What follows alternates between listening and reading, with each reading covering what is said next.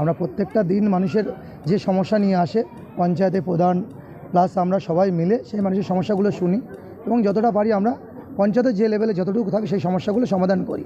এবং তদ্রূপভাবে আজকে রাজ্যের মুখ্যমন্ত্রী যেভাবে ঘোষণা করেছে আমার পাড়ায় আমার সমাধান, এবং মানুষ আসছে, অনেকে বিষয়টা এই প্রকল্পটা কিভাবে কাজ হবে সেই বিষয়ে জানতে চাচ্ছে, সেগুলো মানুষকে বলে দেওয়া যে এই ক্যাম্পে গিয়ে আপনি এই সুবিধাগুলো পাবে, সেইগুলো মানুষকে জাস্ট আমরা একটু নলেজে দিয়ে দেওয়া, এই কাজগুলো আমরা করছি।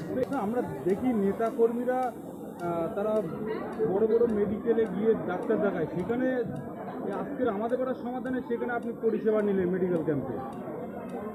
নিশ্চয়ই আমরা এই সরকারের আমলে স্বাস্থ্য ব্যবস্থা যেভাবে ঢেলে সাজিয়েছে, আমরা লোকাল স্বাস্থ্যকেন্দ্রগুলো যেভাবে এখন উন্নতি হয়েছে, সঙ্গে সঙ্গে আশা কর্মীরা তারা বাড়ি বাড়ি গিয়ে মানুষের পরিষেবা দেয়, সঙ্গে সঙ্গে আশার ম্যাডামরা আজকে এখানে বসছে এবং ডাক্তাররাও বসছে, তারা মানুষের এখানে সুগার চেক করছে, এখানে প্রেশার চেক করছে, সেগুলো করছে এবং সেইগুলো আমরা নর্মালি যেগুলো করতে গেলে অন্য জায়গায় পয়সা খরচা করতে হয়, সেগুলো ফ্রি হচ্ছে।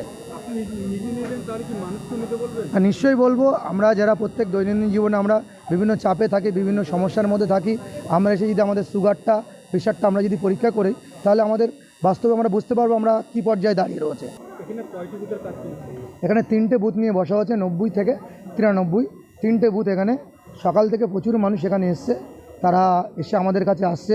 শাসন পঞ্চায়েতের তরফ থেকে আমরা মানুষের সেই সমস্ত পরিষেবা, আমাদের ফুল টিম প্রধান থেকে শুরু করে আমাদের সাহেব ফুল স্টাফরা আমরা এখানে আছি, আমরা বারবার মানুষের সেই সমস্যাগুলো শুনছি এবং নির্দিষ্ট জায়গায় তাদের নিয়ে গিয়ে তাদের সমস্যাগুলো সমাধান করে দেওয়ার জন্য তাদেরকে আমরা বলছি। ব্যক্তি এসেছিলেন, আপনি সেই সাথে নিয়ে সেই ডিপার্টমেন্টের সাথে কথা বললেন, কী সমস্যা নিয়ে এসেছিল?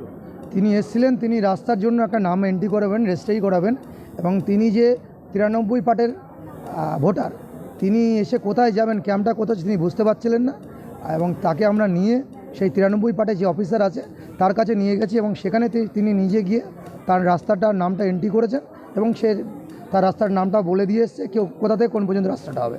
আজকে বাংলা কিন্তু গোটা ভারতবর্ষের উন্নয়নে কিন্তু বাংলা শীর্ষে।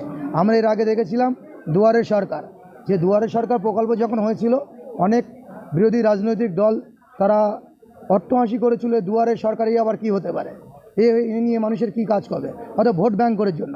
আমরা কিন্তু ভোট ব্যাঙ্কের জন্য করিনি। সেই দুয়ারে সরকার হওয়ার পরে আজকে সেন্ট্রালে যে সরকার রয়েছে সেই সরকারে যারা দায়িত্ব রয়েছে তারা কিন্তু পশ্চিমবাংলাকে স্বীকৃতি দিয়েছে। দুয়ারে সরকার ভারতবর্ষের রাষ্ট্রপতির কাছ থেকে রাষ্ট্রপতি পুরস্কার নিয়ে এসেছিল। এটা কিন্তু ভারতবর্ষের মধ্যে পশ্চিমবাংলার গর্ব।